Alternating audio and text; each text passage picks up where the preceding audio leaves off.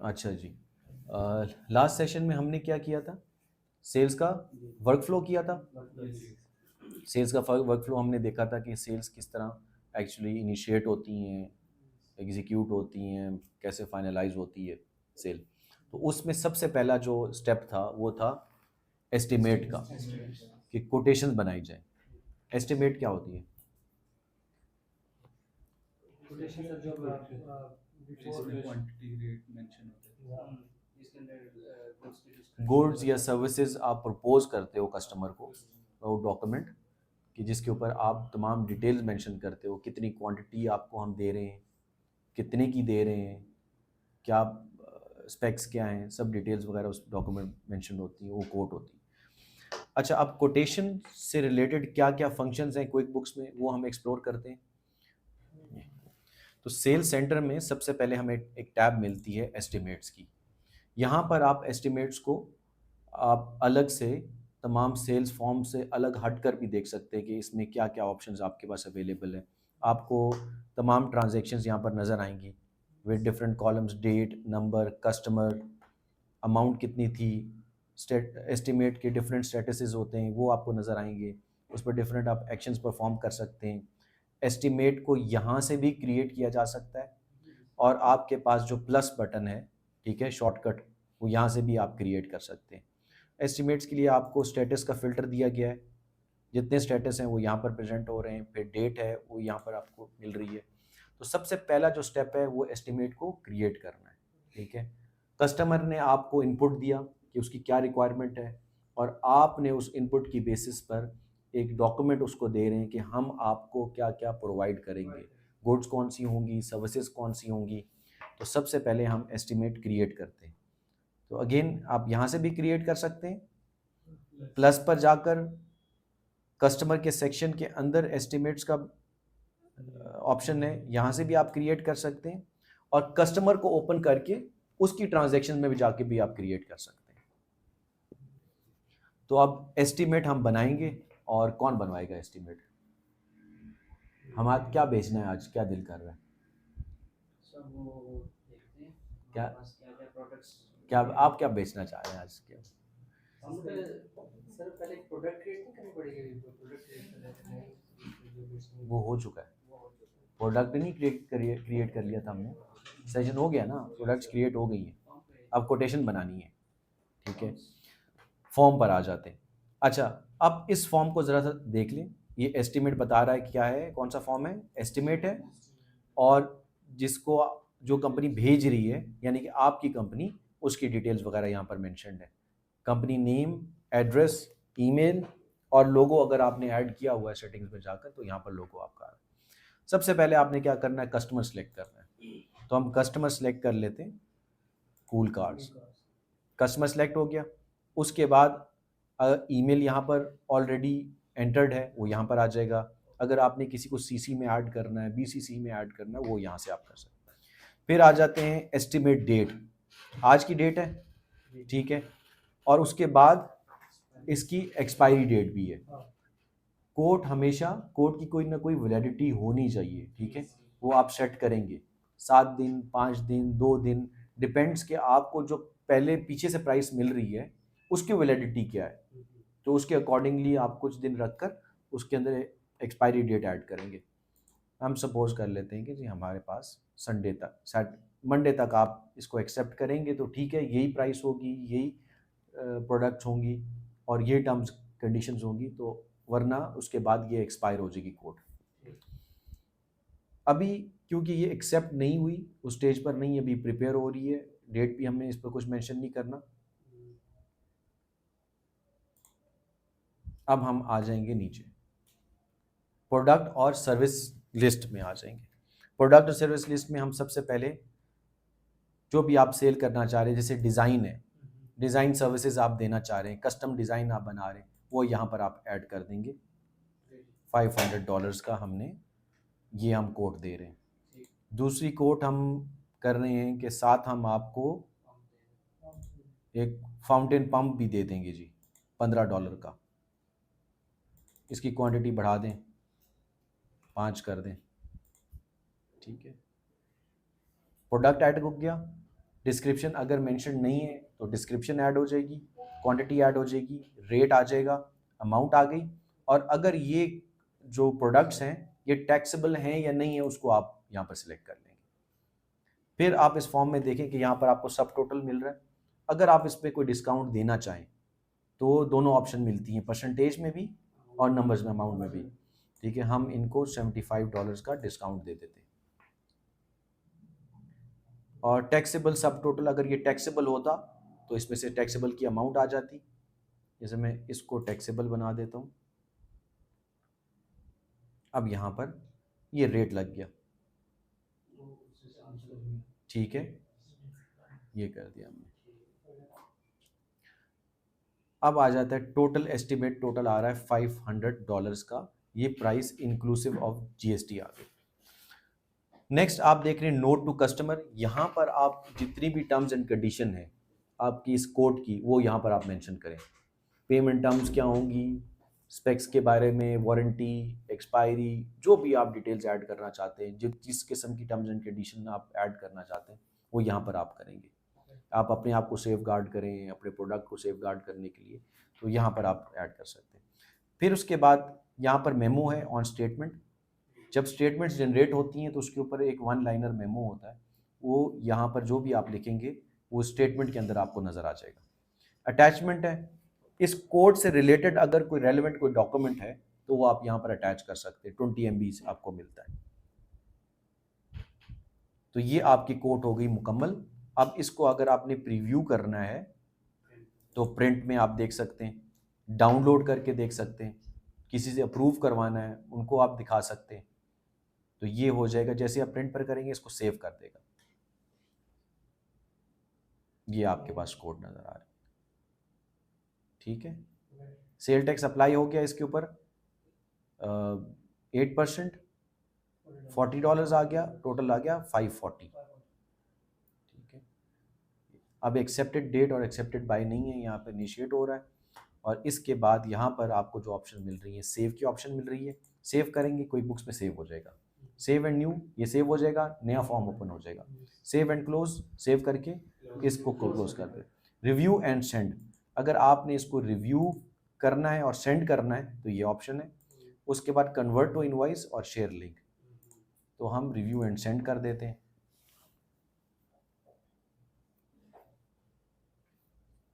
Code save हुई और आपके पास आ गई रिव्यू के लिए। फॉर्म ओपन हो गया है, ईमेल बॉडी, सब्जेक्ट, इसमें कोई चेंजेस करना चाहते हैं तो वो कर सकते हैं। बाय डिफ़ॉल्ट बना होता है, सेटिंग में जाकर आप बाय डिफ़ॉल्ट भी चेंज कर सकते हैं। सेंड एस्टिमेट, अब ये एस्टिमेट को सेंड हो गया। ये जो हमने सेल्स की सेटिंग पहले की थी, सेशन किया था सेटिंग्स पर, वो किया आपने रिवाइज? हाँ जी, सेल्स की सेटिंग पर रिवाइज। ठीक है, तो वो उसके अंदर ये सारा था कि आपने ईमेल पहले से ड्राफ्ट करके रख लेना। अब ये हो गया जी सेंड। अब थोड़ा सा स्टेटस पर आते हैं। आपने हर स्टेप पर देखना है कि स्टेटस कैसे चेंज होता जा रहा है। सबसे पहला आ गया स्टेटस कौन सा, पेंडिंग। इनमें आप ये देख रहे हैं ये पेंडिंग का आ रहा है, ये अभी पेंडिंग है। ठीक है, अब वो आपने कस्टमर को भेज दी, कोड भेज दी और कस्टमर ने उसको एक्सेप्ट कर लिया, उसको एक्सेप्ट कर लिया। कस्टमर कहता है जी ओके। दो सिनेरियोज हो सकते हैं, या जो वो कहेगा कि इसको आप चेंज करें, उसको आप एडिट करेंगे, यहाँ पर व्यू एडिट में जाके एडिट करेंगे, नई क्वांटिटी इंक्रीज डिक्रीज करनी है, रेट प्राइस ऊपर नीचे करना है, वो करके आप दोबारा सेंड करेंगे। सेंड करने के बाद उसको एक्सेप्ट करता है तो आपने यहाँ पर क्या कर देना है, मार्क एज एक्सेप्टेड। अब वो आपसे पूछेगा क्विक बुक्स कि किसने एक्सेप्ट किया है, तो मैं कह देता हूँ हमाद ने एक्सेप्ट किया जी। और कौन सी डेट पर एक्सेप्ट किया है, आज ही कर लिया। वो कह रहा है आज ही लसा। ठीक है, तो अब स्टेटस चेंज हो गया। स्टेटस क्या आ गया, एक्सेप्टेड, ये एक्सेप्ट कर ली उसने कोड। ठीक है, अब यहाँ से आप अपने फिल्टर्स इसको को फिल्टर कर सकते हैं कोड को। पेंडिंग में कितनी कोड्स हैं, कोई नहीं है। अच्छा, एक्सेप्टेड में कितनी कोड्स हैं, ये आ जाती हैं। अब ये हो गया एक्सेप्ट कर लिया। तो कोटेशन आपने देखे कैसे क्रिएट की, क्रिएट करने के बाद इसमें कैसे आपने उसको एक्सेप्ट करवाया। अब ये कोड एक्सेप्टेड हो गई है, अब आपने इसके ऊपर काम शुरू कर देना है। कोड हो गई। अच्छा, अब बहुत सारी प्रोडक्ट्स होती हैं जो आप दोबारा से ख़रीदते हो, ख़रीद के बेचेंगे आप। ख़रीद के बेचने के लिए हो सकता है ये जो कोट है ये आपको कहीं से ख़रीदनी है, इसके अंदर जो गुड्स आ रही हैं वो आपको ख़रीदनी है। ख़रीदने के लिए आप किसके पास जाएंगे? वेंडर के पास जाएंगे, और वेंडर को आप क्या देंगे, कौन सा डॉक्यूमेंट देंगे? परचेज ऑर्डर देंगे कि मुझे ये चाहिए। तो इसके लिए आप क्या अलग से परचेज ऑर्डर बनाएंगे? नहीं, इसको आप कन्वर्ट कर देंगे, और उसकी ऑप्शन क्या है? Copy to purchase order. अब आपको पूरी मेहनत करने की ज़रूरत नहीं है। हो सकता है इस कोट में 2 आइटम्स हैं, किसी और कोट के अंदर 50 आइटम्स हो, और वो आपने परचेज भी करनी हो, तो इसको आप कन्वर्ट करो परचेज ऑर्डर के अंदर। अब परचेज ऑर्डर में गुड्स आपको सिलेक्ट होके आ गई हैं, ये आ गया। अब कितने पर आप खरीदेंगे वो अमाउंट आ जाएगी, तो बहरहाल वही परचेज ऑर्डर फिर आगे चला जाएगा, ठीक है, वेंडर के पास। अब नेक्स्ट स्टेप आता है कि आपने गुड्स या सर्विसेज जो हैं वो डिलीवर कर दी हैं कस्टमर को।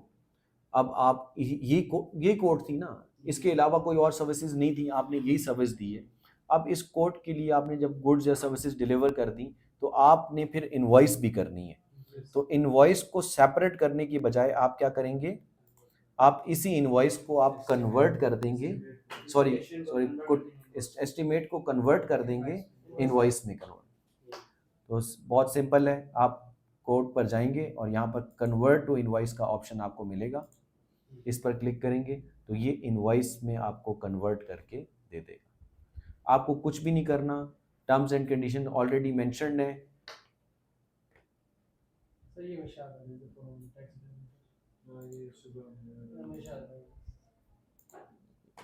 ये लाइव नहीं है ना इसके साथ। अब ये इनवॉइस आ गई, कस्टमर आ गया, इनवॉइस की डेट आ जाएगी, ड्यू डेट आपने यहाँ पर मेंशन कर देनी है, कब तक ड्यू डेट है, और सेम वही आपके पास इनवॉइस कोटेशन की बेसिस पर बनकर आ गई है। ये सब वैसा ही आ गया है। अब इसको आपने यहाँ पर अगर नोट टू कस्टमर ऐड करना है वो आ जाएगा, इंटरनल कस्टमर नोट कोई आप अपने लिए लिखना चाहते हैं वो आ जाएगा, मेमो स्टेटमेंट वो ऐड करना चाहते हैं आ जाएगा, अटैचमेंट ऐड करनी है आपने, कोटेशन यहाँ पर ऐड करनी है, या कस्टमर का परचेज ऑर्डर ऐड करना है वो आप यहाँ से कर सकते हैं। और करने के बाद सेम वही प्रोसेस है कि आप इसको रिव्यू एंड सेंड पर जाएंगे और उसको सेंड कर देंगे, या प्रिंट करके उसको हार्ड कॉपी दे देंगे, तो इस सेम प्रोसेस उसी तरह ही होगा। तो रिव्यू एंड सेंड पर जाकर देख लेते हैं। ये इनवॉइस सेव हुई, क्रिएट हो गई, और क्रिएट होने के बाद ये आपके पास सारा आप रिव्यू करने के लिए मिल गया आपको, और इसके बाद आपने सेंड इनवॉइस कर दिया। इनवॉइस सेंड हुई, सेंड होते ही यहाँ पर क्या आ रहा है? कन्वर्टेड आ रहा है। ठीक, अब यहाँ पर कन्वर्ट हो गया, यानी कि इनवॉइस कन्वर्ट हो चुकी है।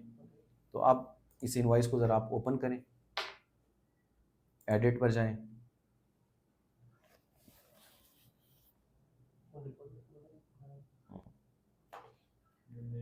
एडिट पर जाने के बाद यहाँ पर आप देखें कि ये इनवॉइस आपको यहाँ पर शो हो रही है, एस्टिमेट शो हो रही है। और इसके साथ अगर आप चले जाएं मैनेज पर, तो मैनेज में आप देख रहे हैं कि लिंक्ड इनवॉइसेस, यहाँ पर स्टेटस है इसका, और यहाँ पर आ रहा है लिंक्ड इनवॉइसेस। तो हम लिंक्ड इनवॉइसेस पर जाते हैं, इसके साथ लिंक है।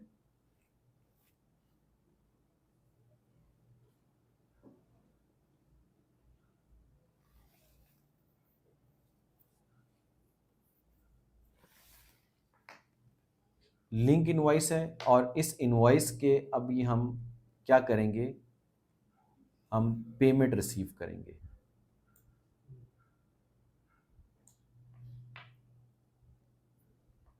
रिसीव पेमेंट, इनवॉइस भेजी थी, अब उसने पैसे भेज दिए, record payment, amount, payment date, method select कर लेंगे, चेक, डिपॉजिट हो गया, रेफरेंस यहाँ पर चेक नंबर लिख दें, या जो भी रेफरेंस आप इंटरनल यूज़ करते हैं, अमाउंट है, टोटल, रिकॉर्ड एंड क्लोज।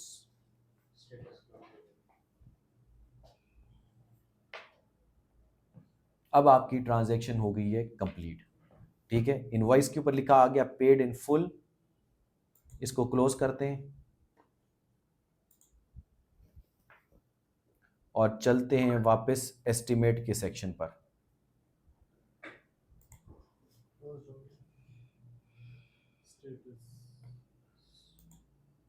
ठीक है, अब इनवॉइस जा चुकी है, पैसे रिसीव हो चुके हैं, आपका क्या हो गया है, अब ये प्रोजेक्ट, ये कोटेशन ऑर्डर ख़त्म हो गया है। तो इसके लिए आपने क्या करना है, यहाँ पर जाकर, चलो एनीवेज आप इसका स्टेटस अपडेट कर सकते हैं, यहाँ से आप स्टेटस वगैरह अपडेट हो सकते हैं, पेंडिंग, एक्सेप्टेड, क्लोज, डिक्लाइन। ठीक है, तो बेसिकली ये क्लोज हो चुकी है, प्रोजेक्ट क्लोज हो चुका है। किसने क्लोज किया, कौन सी डेट थी, वो भी आप यहाँ पर मेंशन कर देंगे। तो ये एस्टिमेट का प्रोसेस था।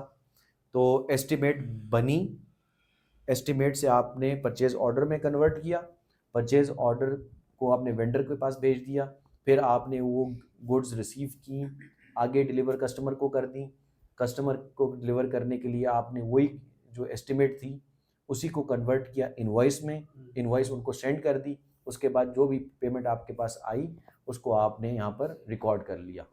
तो साथ साथ आपने कोर्ट के जो स्टेटसेस हैं उनको अपडेट करते रहना है ताकि आपको क्लियर पिक्चर मिले कि कोटेशन का क्या क्या स्टेटस है, किस अभी पॉइंट पर है, कौन सी पीरियड चल रहा है इसका। अच्छा, इसमें एक चीज़ नोट करने वाली कि जो एस्टिमेट है वो नॉन पोस्टिंग एक एंट्री है, नॉन पोस्टिंग फॉर्म है।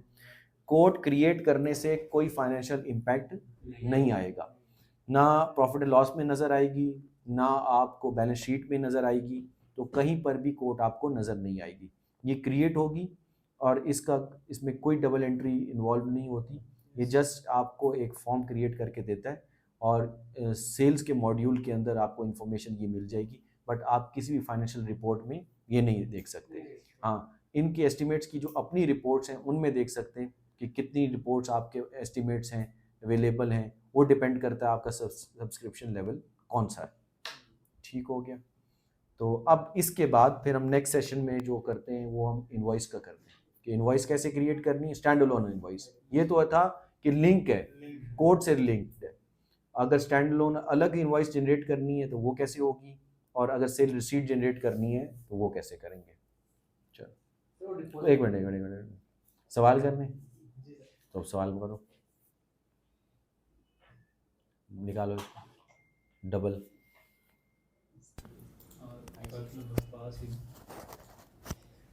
सर पिछली बार सर आपने डिपॉजिट का बताया था कि डिपॉजिट आप साइड में सेटिंग्स मैनेज में जाकर डिपॉजिट वगैरह आप ऑन करके भी कर सकते हैं, वो किस सिचुएशन में था सर? अच्छा, क्या मसला, क्या था क्वेश्चन, क्या था सर मैं कह रहा डिपॉजिट का, डिपॉजिट सर पिछली बार मैंने बताया था डिपॉजिट का वो बटन आप ऑन कर लें तो हाँ। वो भी कर सकते हैं, वो किस सिचुएशन में था? कैश पेमेंट होता तो उस तरह करना है? कैश बैंक कोई भी हो पेमेंट रिसीव कर ले, सो वो सेल रिसीट का था, वो सेल रिसीट में हम करेंगे।